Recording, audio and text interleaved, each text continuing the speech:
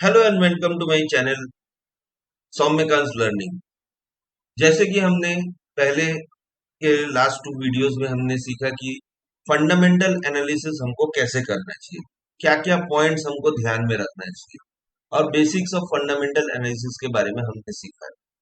आज जैसे कि कुछ लोगों ने मुझे रिक्वेस्ट किया कि आप फंडामेंटल एनालिसिस करके बताइए कि कैसे करना चाहिए ताकि इसका कंसेप्ट पूरी तरह से क्लियर हो जाए। तो इसीलिए आज मैं कुछ रैंडम स्टॉक्स मैंने सिलेक्ट किए हैं जिसके मैं आज फंडामेंटल एनालिसिस आपको करके दिखाऊंगा कि क्या क्या हमको देखना चाहिए और उससे क्या क्या हमको निकालना चाहिए। तो ये हो जाएगा हमारा बेसिक्स ऑफ फंडामेंटल एनालिसिस। लेकिन उसको समझने के लिए हमको पहले के दोनों वीडियोस को पहले समझना। और ये भी मैं आपको एक बता दूं कि अगर आप वीडियो को लास्ट तक देखेंगे तो आपको एक इसमें एक स्मॉल कैप स्टॉक का मैंने एनालाइज किया है जिसमें आपको ये आपको दिखेगा कि स्मॉल कैप स्टॉक्स में कितनी रिस्क फैक्टर हो सकती है और हमको उसमें क्यों नहीं जाना चाहिए, क्या देखना चाहिए रिस्क फैक्टर। वो चीज मैं आपको लास्ट में बताऊंगा। तो सबसे पहले हम शुरू करेंगे, एक छोटा सा रिकैप लेते हैं पिछले वीडियोस का, जिससे हमको पता लग जाए कि हमने पिछले एपिसोड्स में क्या क्या सीखा। तो हमने सबसे पहले बेसिक और फंडामेंटल एनालिसिस में सीखा कि फंडामेंटल एनालिसिस क्या होता है, इससे हमको क्या फायदा होता है। फंडामेंटल एनालिसिस की जरूरत क्या है कि कंपनी आगे चल के कितना दौड़ेगी, कंपनी आगे चल के रहेगी नहीं रहेगी, ये सब चीज हमको फंडामेंटल एनालिसिस बताता है। वो परफॉर्म करेगी, उसके रिस्क फैक्टर्स क्या क्या है, अंडर वैल्यूड है, ओवर वैल्यूड है, ये सब बातें हमको फंडामेंटल एनालिसिस बताता है। उसके बाद हमने ये पॉइंट्स देखा कि क्या क्या हमको एनालाइज करने के लिए चाहिए। उसके बाद हमने ये देखा कि इंट्रिंसिक वैल्यू क्या होता है। ये एक current value of an asset asset को मेजर करता है जैसे। उसके बाद हमने फेस वैल्यू देखा जो कि एट पार वैल्यू होता है, जो नॉमिनल वैल्यू स्टार्टिंग पे होता है। फेस वैल्यू के लिए मैं आपको सीधी सी बात बता देता हूँ, एक सिंपल सा कंसेप्ट आपको याद रह जाएगा ये चीज कि कोई भी इंसान अगर आपको देखता है तो सबसे पहले आपके चेहरे को देखता है, आपके फेस को देखता है। उसके बाद ही आपकी बॉडी की बाकी पार्ट्स का पे इंसान की नजर को। तो सबसे पहला इंसान का वैल्यू जो होता है फेस वैल्यू, इसी से आप फेस वैल्यू को समझ सकते हैं। उसके बाद बाकी आपके हाथ पांव गर्दन सर के बाल नाक सब कुछ आगे आके जुड़ते जाते हैं। उसके बाद हम आते हैं बुक वैल्यू पे। बुक वैल्यू जैसे मैंने आपको बताया, अगर कंपनी पे ताला लग जाए तो आपको इतना पैसा मिलेगा। फिर हम आ गए थे price to earning ratio, P ratio. P ratio हमको बताता है कि कंपनी ओवर वैल्यूड है या अंडर वैल्यूड है। जो प्राइस टू अर्निंग्स के बेस पे हमको कंपनी की करंट प्राइस डिवाइड बाय उसकी अर्निंग्स पर शेयर के बेस पे हमको मिलता है। तो इसके लिए भी मैंने आपको सिंपली एक चीज बताया था कि 1 रुपए कंपनी को कमाने के लिए एक इन्वेस्टर को कितना पैसा खर्चा करना पड़ेगा। उसके बाद हम आ गए थे price to book value ratio. Price to book value ratio में प्राइस और बुक वैल्यू का कंपेयर किया गया है, जिससे हमको ये पता लगेगा कि कंपनी का इन्वेस्टमेंट प्रोफाइल कैसा है, वैल्यू कंपनी को दे पाएगी कि नहीं। मतलब इसमें भी हमको बेसिकली यही पता लगेगा कि कंपनी अंडर वैल्यूड है या ओवर वैल्यूड। तो उसके बाद हमने डेब्ट टू इक्विटी रेशियो देखा, इससे हमको पता लगेगा कंपनी के डेब्ट्स कितने हैं। फिर हमने देखा करंट रेशियो। करंट रेशियो से हमको ये पता लगेगा कि उसकी करंट एसेट्स और लायबिलिटीज की स्टेटस क्या है। उसके बाद हम देखें price to earning to growth ratio, जिससे हमको कंपनी की ग्रोथ के बारे में पता लगेगा, प्राइस टू अर्निंग के बेस पे वो कितना ग्रोथ कर सकती है आगे चल के। उसके बाद हमने देखा return on capital employed ratio, जो कैपिटल कंपनी का एम्प्लॉय हुआ है उसको कितना रिटर्न जनरेट कर पा रही है। अगर रिटर्न जनरेट करेगी तभी तो आगे बढ़ पाएगी। उसके बाद हमने रिटर्न ऑन इक्विटी। तो इक्विटी, रिटर्न ऑन इक्विटी ये होता है कि भाई कंपनी में जो इन्वेस्टर्स ने पैसा लगाया है उस पे वो कंपनी कितना रिटर्न दे पाती है। फिर उसके बाद हमने ये देखा बैलेंस शीट का एनालिसिस कैसे होता है। फिर हमने देखा कैश फ्लो का क्या जरूरत है, कैश फ्लो का एनालिसिस कैसे करना चाहिए। फिर हमने क्वार्टरली रिजल्ट्स के बारे में देखा। फिर हमने प्रोमोटर्स होल्डिंग के बारे में जाना और ईयर कंपैरिजन के बारे में भी हमने जाना कि कंपैरेटिव एडवांटेज कंपनी को कितना हो सकता है। और उसके बाद प्रॉफिट एंड लॉस स्टेटमेंट का भी एनालिसिस के बारे में हम जाना जहाँ, और उसके बाद कंपनी की वर्किंग मैनेजमेंट के एनालिसिस के बारे में भी हम जानेंगे। और लास्ट में हमने ऑर्डर बुक के बारे में। तो चलिए दोस्तों, इस छोटे से रिकैप के बाद में हम आगे बढ़ते हैं और थोड़ा सा एनालिसिस हम इस बेस पे करते हैं कि एक स्टॉक को हमको कैसे देखना चाहिए। तो हम शुरू करते हैं। एक फार्मास्यूटिकल का बहुत बड़ा नाम है सन फार्मास्यूटिकल्स। मैंने एक एक सेक्टर वाइज एक एक स्टॉक उठाया है एट रैंडम। सबसे पहले मैं आपको ये बता देता हूँ, इसमें कोई भी मैं टिप नहीं दे रहा हूँ आपको। मैं कोई सेबी रजिस्टर्ड एनालिस्ट नहीं हूँ। तो ये जस्ट आप इसको एज फॉर योर नॉलेज लीजिएगा। इस नॉलेज के बेस पे आप खुद से कंपनीज एनालाइज कीजिए। आप सीखिए, चीजों को खुद एनालाइज कीजिए और खुद के बॉस खुद बनिए। किसी के भरोसे मत रहिए। मैं बार बार ये चीज इसलिए दोहराता हूँ कि लोग दूसरों के भरोसे शेयर मार्केट में बहुत लॉस करते हैं और इस चीजों का भी बहुत बड़ा काला सच है, इसको फिर कभी मैं बताऊंगा। तो सन फार्मास्यूटिकल्स पर हम आते हैं। सबसे पहले हम देखेंगे सन फार्मास्यूटिकल्स का। हम पहले चले जाते हैं उसके वेबसाइट पे। सन फार्मास्यूटिकल्स की वेबसाइट पे हम अगर जाते हैं तो कंपनी, यहाँ पे जो कंपनी का लिखा है, fourth largest speciality generic pharmaceutical company in the world है। उसके ग्लोबल रेवेन्यूज $5.4 बिलियन। तो इसी से पता लगता है ये कंपनी बहुत बड़ी कंपनी है, अच्छी कंपनी दिख रही है यहाँ तो। 100 कंट्री के ऊपर ये काम कर रही है, 100 कंट्रीज में ऑलमोस्ट काम कर रही है। 1983 में ये कंपनी ओपन हुई है, फाउंड हुई है। उसके बाद 41,000 इसके ग्लोबल एम्प्लॉइज है। हाँ, अब इसके कुछ एनुअल रिपोर्ट्स पे चले जाते हैं। अगर हम एनुअल रिपोर्ट्स पे जाके देखें तो यहाँ से आपको कंप्लीट एनुअल रिपोर्ट आपको मिल जाएगी, जो हम एट ए शॉट हम अभी स्क्रीनर पे देखेंगे। उसके बाद अब अगर कंपनीज में आएंगे तो यहाँ पे इन्वेस्टर्स के इंफॉर्मेशन के लिए बहुत सारी चीजें दी रही है। यहाँ से भी आप देखिए, शेयर होल्डिंग पैटर्न यहाँ से भी आप देख सकते हैं। ठीक है। उसके बाद शेयर होल्डर्स की इंफॉर्मेशन के लिए बहुत सारी डिविडेंड हिस्ट्री क्या है कंपनी की, वो भी आप देख सकते हैं। ये देखिए डिविडेंड हिस्ट्री अगर जाएंगे तो फिर कंपनी ने 1994-95 में डिविडेंड दिया है 20, फेस वैल्यू 10 रुपए पे। 10 रुपए का उन्होंने डिविडेंड दिया, उसके बाद उन्होंने डिविडेंड अभी तक नहीं। उसके बाद 10 रुपए के बेस पे उन्होंने डिविडेंड देते गए। 2002 और 2003 से 5 रुपए हो गया था। फिर बीच में 1 रुपए भी हुआ। उसके बाद 2003 में फिर 5 रुपए हुआ। हाँ, तो बीच में उन्होंने 1 रुपए और डिक्लेयर किया। यहाँ से 2002 से जो पैटर्न आ रहा है वो 5 रुपए और 1 रुपए, फिर उसके बाद कंपनी 1 रुपए का डिविडेंड दे रहा है। तो इससे हमको ये पता चलता है कि डिविडेंड कंपनी का कम होते जा रहा है। तो इसके बोर्ड ऑफ डायरेक्टर्स के बारे में हम देख लेते हैं कि इसके बोर्ड ऑफ डायरेक्टर्स में कौन कौन है। तो जैसे कि दिलीप सांघवी, ये चेयरमैन एंड मैनेजिंग डायरेक्टर है। आलोक सांघवी एग्जीक्यूटिव डायरेक्टर। सुधीर वालिया, गौतम दोषी है।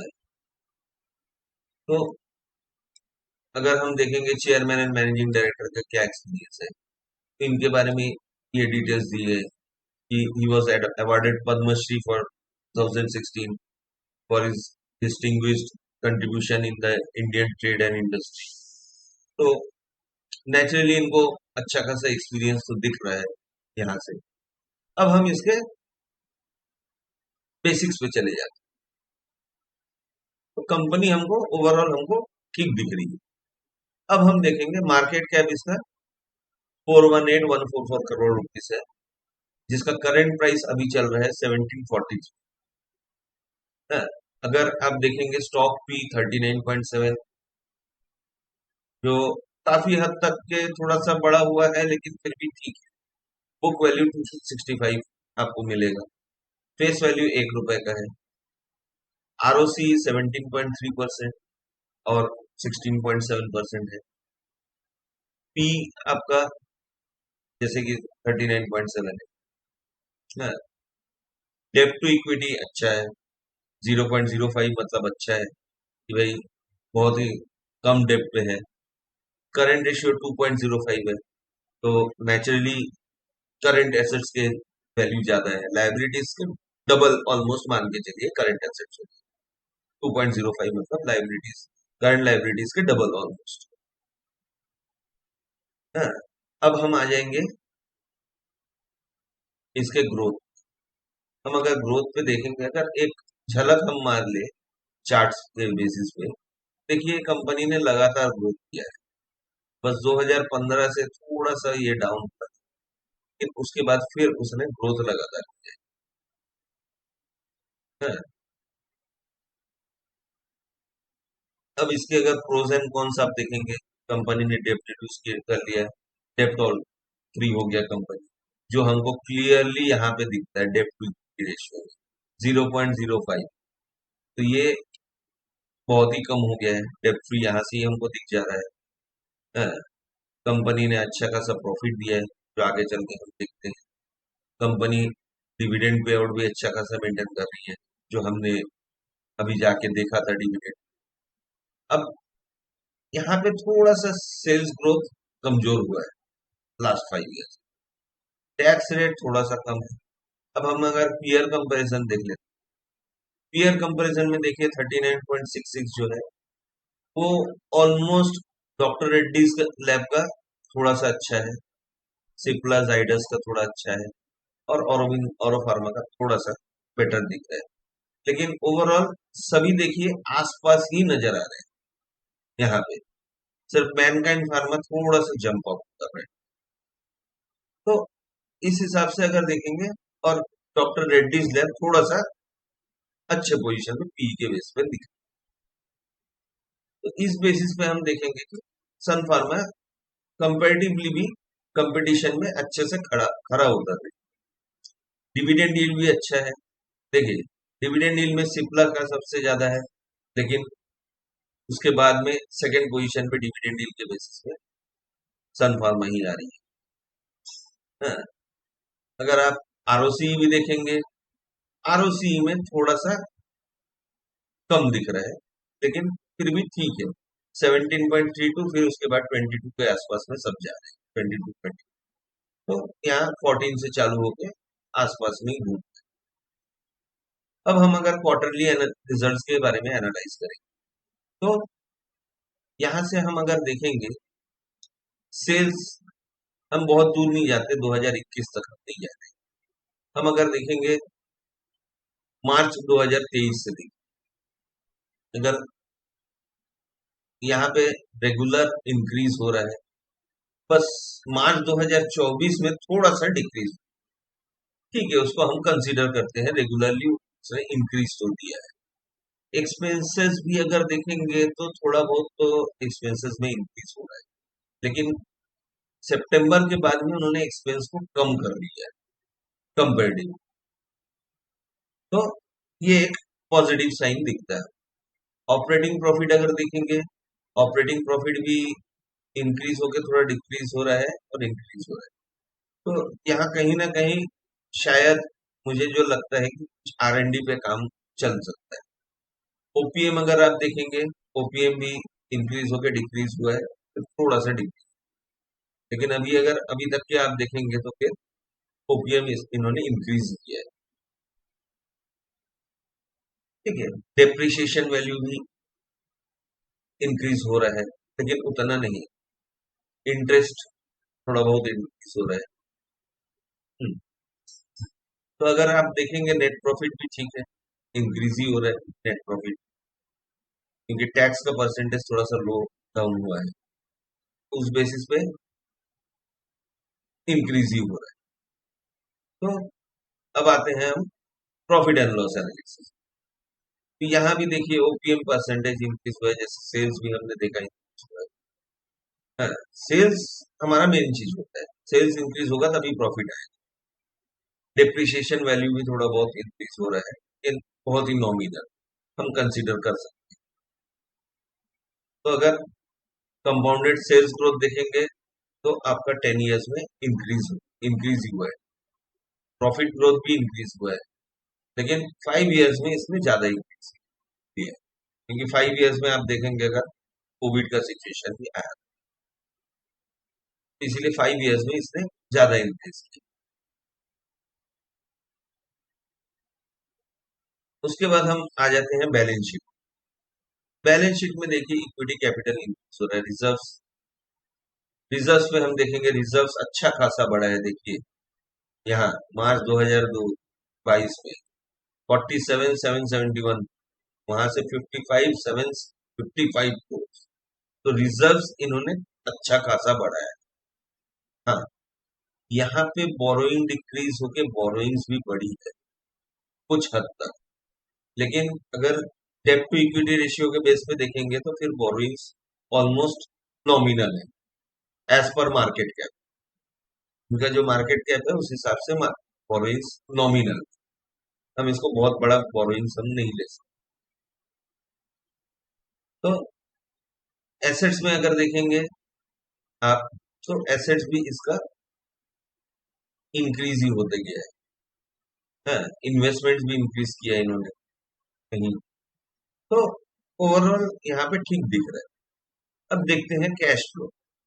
कैश फ्लो में अगर देखेंगे, नेट कैश फ्लो के बेसिस पे अगर देखेंगे, तो पहले तो ये माइनस में था मार्च 2022 तक, लेकिन उसके बाद सब्सिक्वेंटली इंक्रीज हुआ है।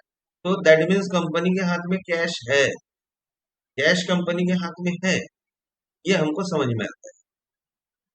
तो थोड़ा सा मैं इस शेयर को मैं इन डेप्थ में बता रहा हूँ, इसके आगे मैं बहुत ज्यादा इन डेप्थ में इतना नहीं जाऊंगा कि इसके पीछे रीजंस क्या क्या है, मैं आपको इसमें बताते जा रहा हूँ ताकि आपको समझने में इजी हो। उसके बाद तो अब हम आ जाते हैं प्रोमोटर्स होल्डिंग की तरफ। तो जैसे कि हम देख सकते हैं कि प्रोमोटर्स ने यहाँ पे कंसिस्टेंटली अपने शेयर्स को होल्ड करके रखा 54.48 तक, ये शुरू से आखिरी तक के अभी तक के सितंबर से होल्ड करके रखा। एफआईएस पे अगर ध्यान देंगे शेयर होल्डिंग पैटर्न में, तो आप देखेंगे कि धीरे धीरे एफआईएस की इंटरेस्ट बढ़ रही है। तो एफआईएस का इंटरेस्ट बढ़ना मतलब कंपनी के लिए अच्छा होता है, क्योंकि एफआईएस के पास एक टीम रहती है जो उनके लिए एनालाइज करती है। जहां आप देखेंगे डीआईआईस, मतलब अगर म्यूचुअल फंड कंपनीज का आप देखेंगे, म्यूचुअल फंड कंपनीज का इंटरेस्ट थोड़ा थोड़ा करके कम हो रहा है। लेकिन आप अगर इस कंपैरिजन में देखेंगे कि मार्च 2024 से जून 2024 में डीआईआईस का इंटरेस्ट भी थोड़ा सा बढ़ा हुआ है, थोड़ा सा इंक्रीज हुआ है।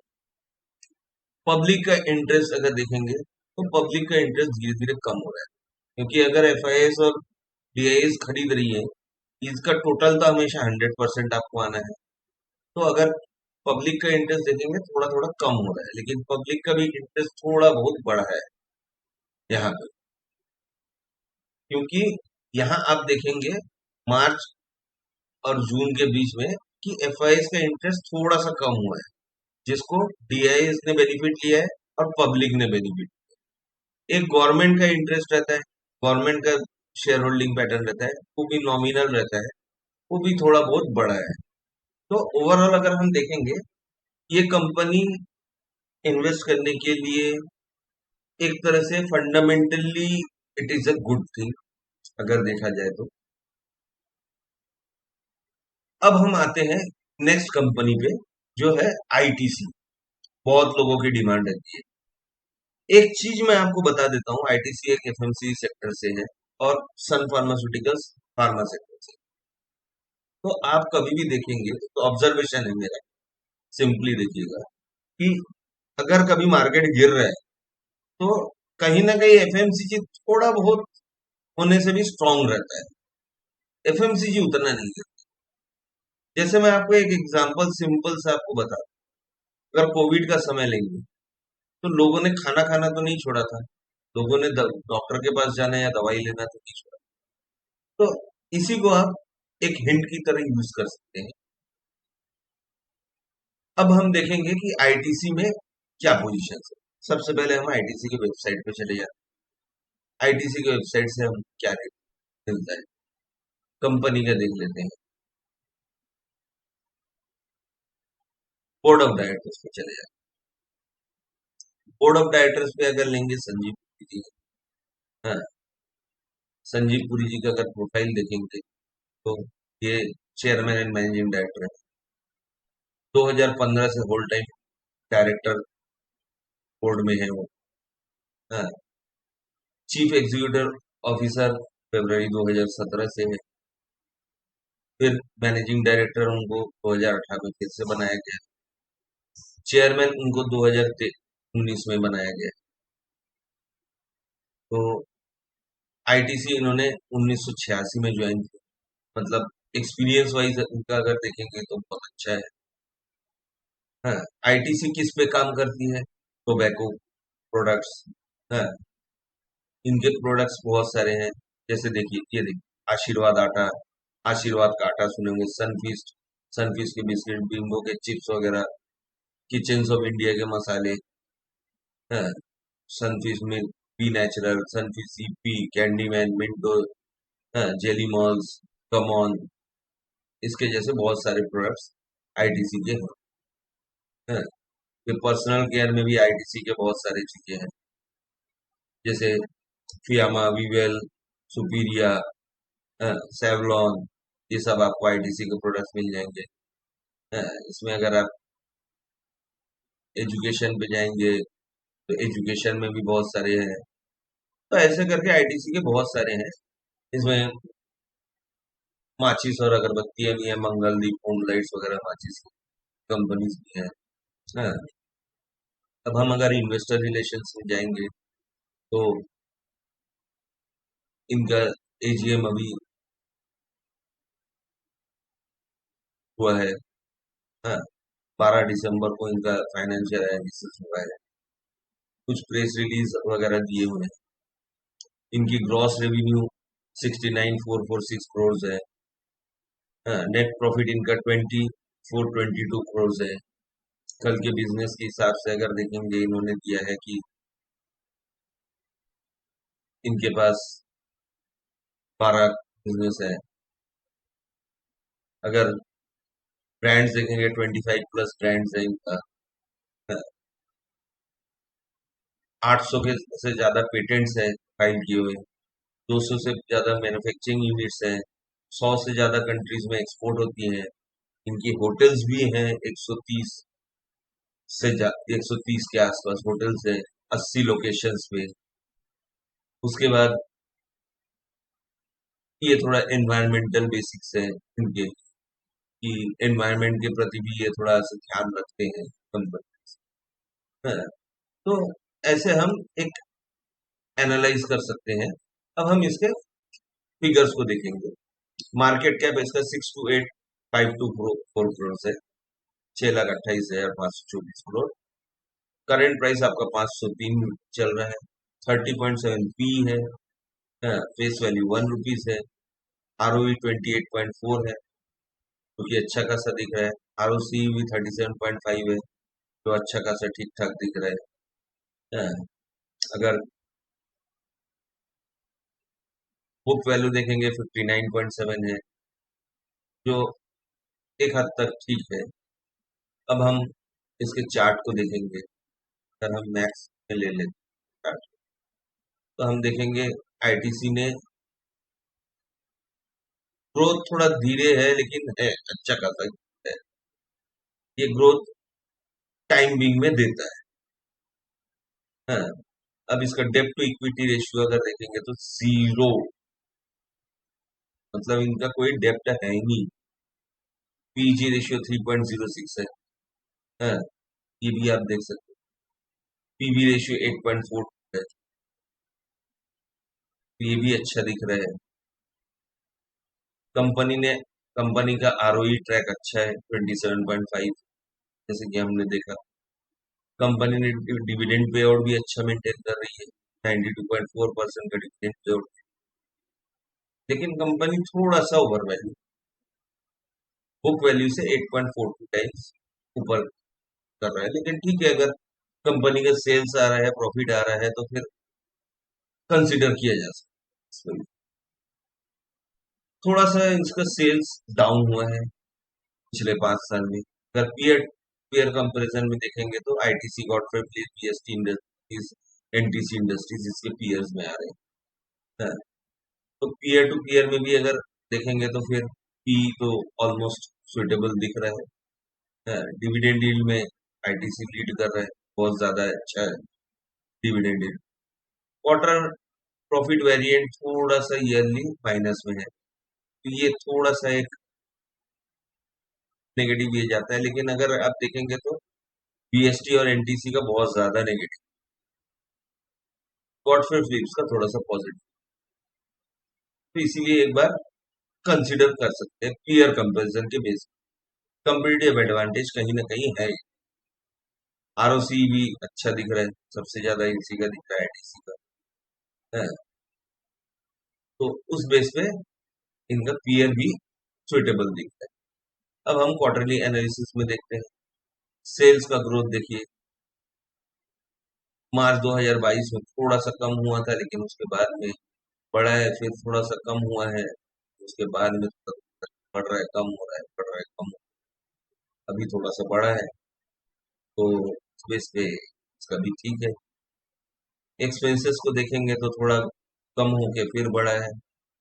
इस 2021-22 में थोड़ा सा, 21 में थोड़ा सा बढ़ा है, क्योंकि कोविड का टाइम था। उस टाइम रॉ मटेरियल्स का ट्रांसपोर्टेशन वगैरह बहुत मुश्किल होता था। हमको थोड़ा सा अपना कॉमन लॉजिक भी लगाना पड़ेगा, क्यों हो रहा है। तो ये पीरियड हमको देखना है। अब देखिए ऑपरेटिंग प्रॉफिट अगर देखेंगे तो ऑपरेटिंग प्रॉफिट भी धीरे धीरे धीरे करके बढ़ता ही दिख रहा है। तो ऑपरेटिंग प्रॉफिट भी ठीक है। अगर आप ओपीएम परसेंटेज आप देखेंगे तो थोड़ा सा बीच में कम हुआ है, लेकिन बाद में कम होकर थोड़ा बहुत बढ़ा है। ऑलमोस्ट इसका 38%, 39% हाई था 2023 जून में, तो उस हिसाब से ठीक भी है।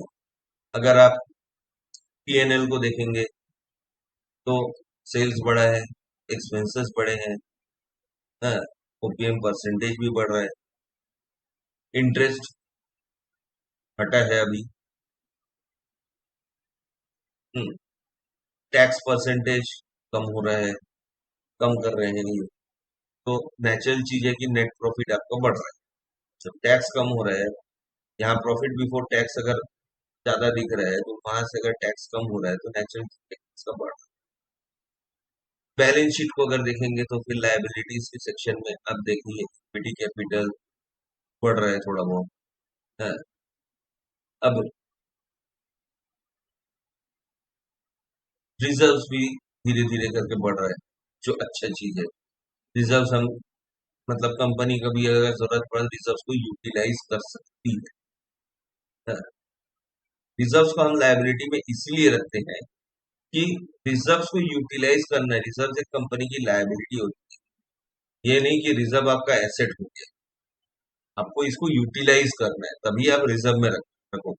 जब इंसान को जरूरत पड़ेगा कंपनी को, तब वो यूटिलाइज करेगा, तो इसीलिए वो उसका लायबिलिटी है। अब फिक्स्ड एसेट देख लीजिए, फिक्स्ड एसेट भी बढ़ रहे हैं। तो ओवरऑल अगर देखेंगे तो कंपनी का ठीक है। यहाँ भी अगर नेट कैश फ्लो आप देखेंगे, पहले नेगेटिव में था, फिर अभी धीरे धीरे पॉजिटिव होकर बढ़ रहा है। तो इसका भी ग्रोथ ठीक ठाक दिख रहा है। अब शेयर होल्डिंग पैटर्न्स में देखिए, हाँ, शेयर होल्डिंग पैटर्न्स में यहाँ पे कंपनी का शेयर होल्डिंग नहीं दिखा है, प्रोमोटर्स पैटर्न नहीं दिखा है, जबकि प्रोमोटर्स होल्डिंग बहुत ही कम यहाँ पे। लेकिन और इसीलिए इसका ग्रोथ थोड़ा सा स्लो। यहाँ पे एक एनालिसिस ये निकल के आ रही है, प्रोमोटर्स होल्डिंग इसके दिल है, दिख नहीं रहा है, इसीलिए इसकी ग्रोथ बहुत ही धीरे धीरे हो रही है। ऑल्दो कंपनी अच्छी है, आगे चल के बढ़ भी सकती है, धीरे धीरे करके बढ़ेगी, इसमें आपको थोड़ा सा होल्ड करना। तो यहाँ देखिए एफआईआई का थोड़ा सा इंटरेस्ट कम हो रहा है, जहाँ की डीआईआई का इंटरेस्ट बढ़ रहा है। गवर्नमेंट का इंटरेस्ट ऑलमोस्ट सेम है, पब्लिक का इंटरेस्ट थोड़ा बहुत बढ़ रहा है, तो ये भी ठीक है अगर देखा जाए, बहुत ज्यादा मेजर डिफरेंस कहीं नहीं दिख रहा। तो ये हो गया आईटीसी का। अब हम एक टाटा मोटर्स का हम एनालाइज करते हैं। टाटा मोटर्स एक कंपनी है जिसको बहुत से लोगों की नजर है इस टाटा की कंपनी कहा जाता है, बहुत अच्छा कंपनी है। हाँ, तो इसका मैनेजमेंट पे जाने का तो जरूरत है ही नहीं है। हम अगर देखेंगे, ये कार्स बनाती है, ट्रक्स बनाती है, बसेस बनाती है, टाटा के बसेस आपको देखेंगे। तो यहाँ पे जैसे आपको दिखा रहा है, इससे हमको कंपनी का एक ब्रीफ आइडिया पता लग जाए। अब अगर हम फाइनेंशियल्स पे जाएंगे तो मार्केट कैप इस पे 403, 4,03,224 है। पी भी इसका अच्छा है, बुक वैल्यू 255 है, करंट प्राइस 1,098 चल रहा है, फेस वैल्यू ₹2 है। आरओसी आरओई बहुत अच्छा दिख रहा है, 49.4 आरओई दिख रहा है। डेप्ट टू इक्विटी अगर देखेंगे 1.26, थोड़ा सा ज्यादा दिख रहा है, डेप्ट इनका थोड़ा सा ज्यादा है, हल्का फुल्का ज्यादा है। 1 के अबव में थोड़ा सा आर डेप्ट टू इक्विटी को हम ज्यादा ही मानते हैं, तो उसका डेप्ट फिर ज्यादा हो जाता है। तो कंपनी ने ऑल दो डेप्ट रिड्यूस किया है, और टैक्स रेट भी थोड़ा सा लो है। तो अगर पीयर कंपैरिजन में देखेंगे तो इसके पीयर्स बहुत अच्छे दिख रहे हैं, टाटा मोटर्स के पी बहुत अच्छा दिख रहा है, क्वार्टर प्रॉफिट वेरिएंट भी बहुत अच्छा दिख रहा है, जबकि ये डीवीआर के ज्यादा है, लेकिन इसका पी नहीं दिख रहा है। पी जब नहीं दिख रहा है तब आपको मैंने बताया था, पी नहीं दिख रहा है मतलब वो कंपनी का नेगेटिव ग्रोथ है कहीं ना कहीं। हाँ, तो पीयर के हिसाब से भी टाटा मोटर्स अच्छा ही दिख रहा है। अगर क्वार्टरली रिजल्ट्स को देखेंगे तो सेल्स का ग्रोथ भी हुआ है, अभी जून का रिजल्ट शायद अपडेट नहीं हुआ, तो मुझे पक्का यकीन नहीं है कि ये अपडेट हुआ है। तो ओवरऑल अगर मार्च 2024 तक आप देखेंगे तो फिर टाटा में ग्रोथ तो दिख रहा है, लेकिन यहाँ थोड़ा सा कम हुआ है क्योंकि बीच में एक न्यूज भी आई थी कि टाटा मोटर्स की सेल थोड़ी सी कम हो गई है। तो कुछ उसके रीजंस हैं इंटरनल। ओपीएम परसेंटेज भी देखिए ग्रो हो रहा है, ऑपरेटिंग प्रॉफिट भी ग्रो हो रहा है। तो इसके रिजल्ट्स भी ठीक ठाक दिख रहे हैं। प्रॉफिट एंड लॉस में भी देखिए सेल्स बढ़ रहे हैं, कंपेरेटिवली सेल्स बढ़ते जा रहे हैं। यहाँ पे एक्सपेंसेस भी कंपेरेटिवली थोड़ी बहुत बढ़ रही है, तो ऑपरेटिंग प्रॉफिट बढ़ ही रहा है।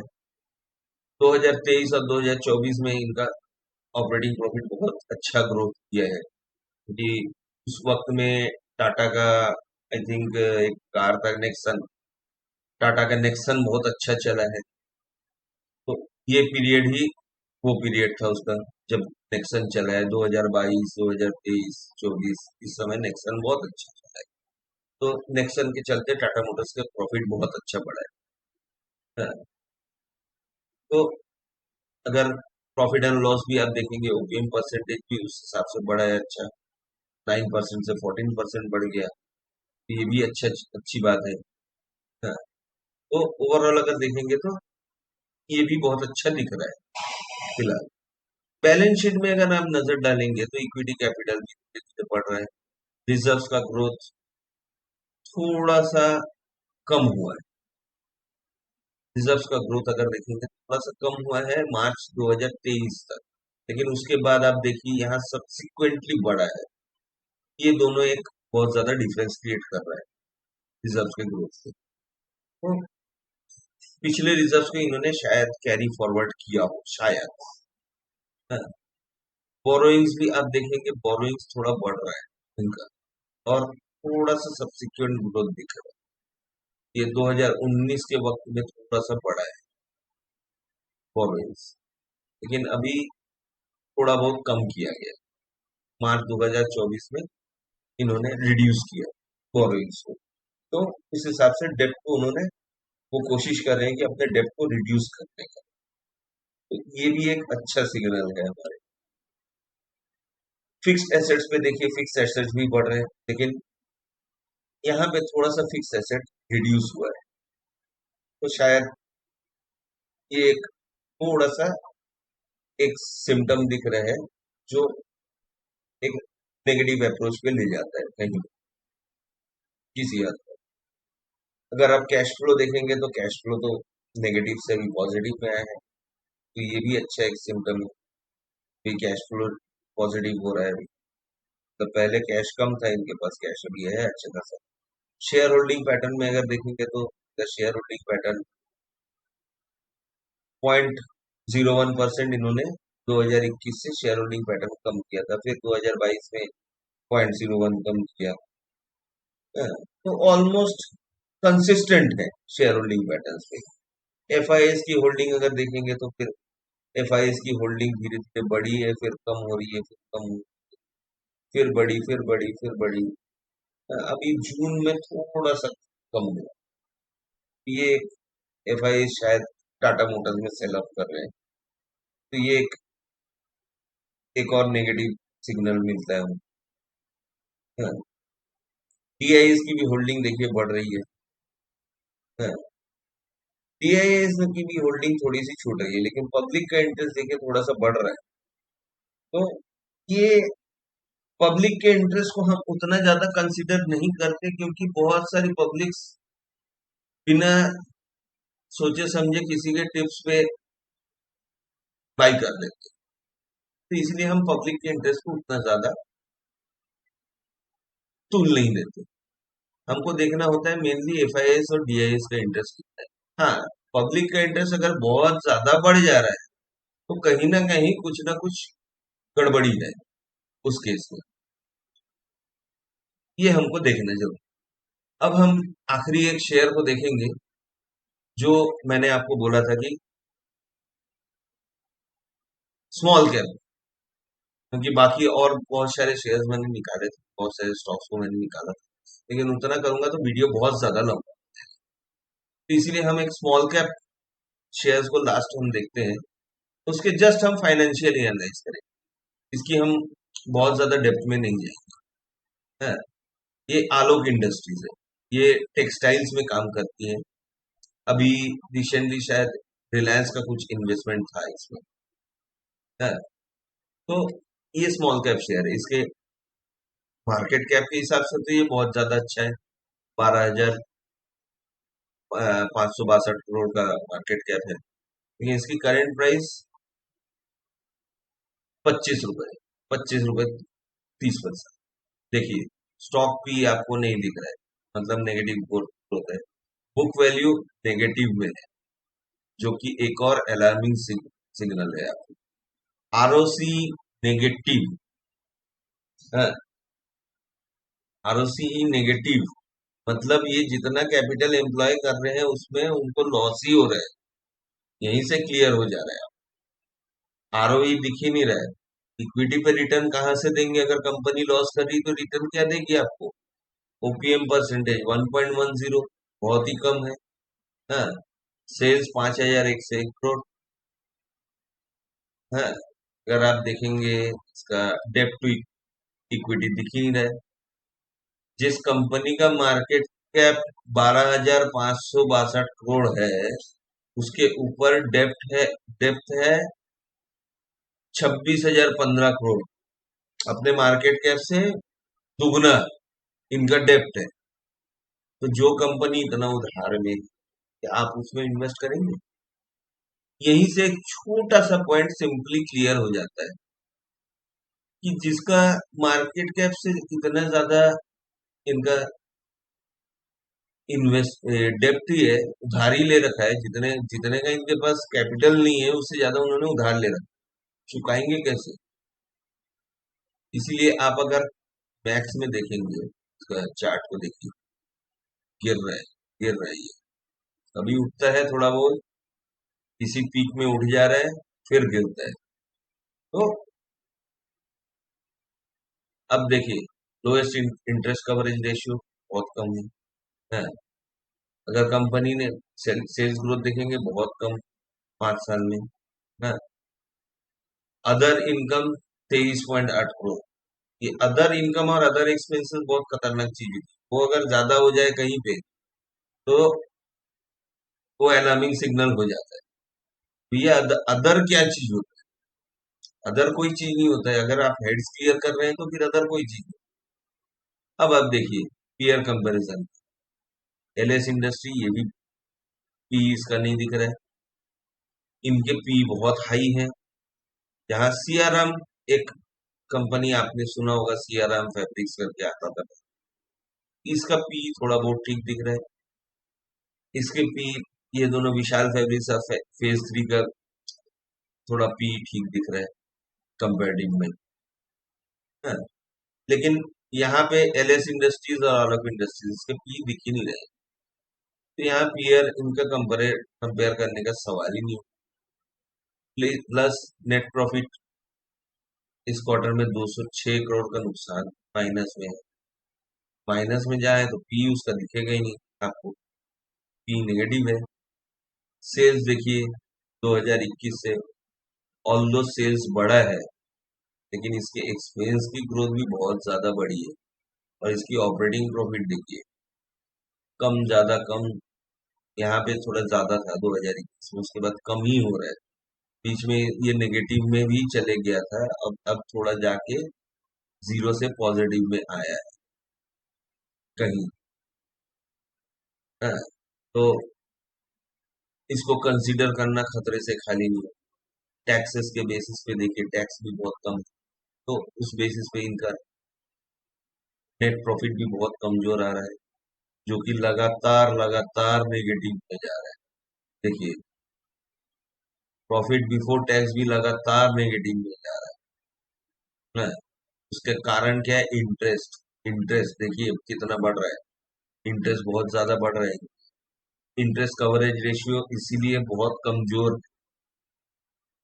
यहाँ पे आपको दिखा था ना कौन में कि company has low interest coverage ratio, बीच है। उसके बाद देखिए सेल्स सब्सिक्वेंटली कभी बढ़ा है लेकिन बहुत ज्यादा डिक्रीज भी होता है। हाँ, तो सेल्स भी बहुत ज्यादा भरोसेमंद नहीं दिख रहे हैं इसमें। तो क्वार्टरली रिजल्ट्स के वजह से पीएनएल भी उतना ज्यादा दमदार नहीं है। यहाँ पे 2021 में अच्छा खासा चल रहा था, लेकिन उसके बाद में पूरा परिस्थिति इनका डगमगा गई। तो बैलेंस शीट भी आप देखिए, बैलेंस शीट भी थोड़ा बहुत कमजोर दिख रहा है। लायबिलिटीज देखिए, यहाँ पे बोरोइंग्स बढ़ रही है, बोरोइंग्स बहुत ज्यादा बढ़ जा रही है, धीरे धीरे बढ़ते ही जा रही है बोरोइंग्स।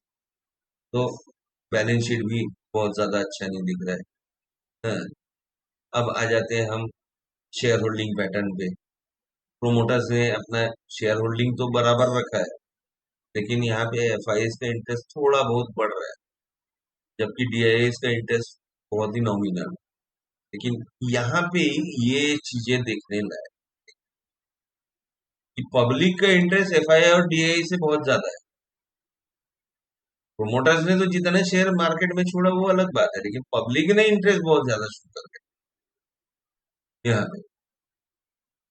तो एफआईआई और डीआईआई उतना इंटरेस्ट नहीं दिखा रही, पब्लिक बहुत ज्यादा इंटरेस्ट दिखा रही है।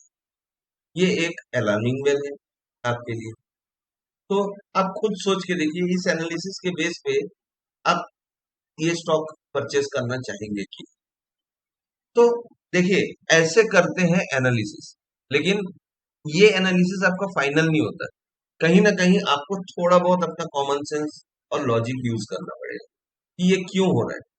न्यूज देखिए, न्यूज जानिए कि कंपनी के कुछ न्यूज आ रहे, नेगेटिव है, पॉजिटिव है, उस चीज को समझिए। समझने के बाद में ही आप कोई स्टॉक परचेस करने का डिसीजन लीजिए। ये हो गया हमारा फंडामेंटल एनालिसिस का पूरा पार्ट। तो दोस्तों अगर ये वीडियो आपको पसंद आया होगा फिर आप प्लीज एक लाइक, और जो भी आपको इसमें डाउट्स लगे प्लीज कमेंट करके पूछिए। मैं कोशिश करूंगा अगले वीडियो में इसको कवर करने का। तो अगले वीडियो में हम एक नए टॉपिक की तरफ मूव करेंगे। तो दोस्तों इसी के साथ मैं आपसे विदा लेना चाहूंगा। धन्यवाद।